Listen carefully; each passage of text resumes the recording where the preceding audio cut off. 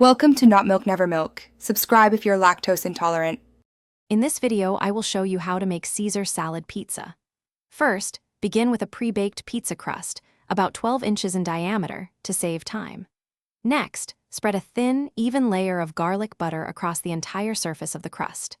Then, bake the crust in a preheated oven at 400 degrees Fahrenheit for 5 to 7 minutes, or until it achieves a light golden brown color. This creates a flavorful foundation for your unique pizza. Now, let's prepare the essential Caesar dressing.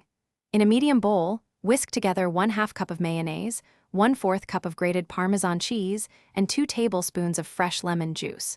Incorporate 1 teaspoon of Worcestershire sauce and 1 teaspoon of Dijon mustard. Finally, add 1 clove of finely minced garlic, then season with a pinch of salt and freshly ground black pepper to achieve your desired flavor balance. This creamy dressing is key. With your dressing ready, it's time to assemble the salad topping. In a large bowl, gently toss about 6 cups of freshly chopped romaine lettuce with 3/4 of your homemade Caesar dressing. Next, fold in 1 cup of crispy croutons and an additional 1/4 cup of grated Parmesan cheese.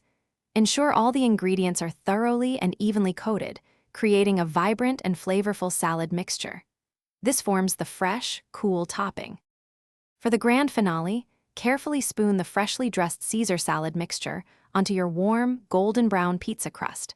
Spread it evenly across the entire surface, leaving a small border if desired. Garnish generously with an extra 2 tablespoons of grated Parmesan cheese and a light sprinkle of freshly ground black pepper. Serve this unique and delicious Caesar salad pizza immediately to enjoy its contrasting warm and cool textures. Enjoy! Thanks for watching. If this was helpful, leave a like and consider subscribing. See you next time.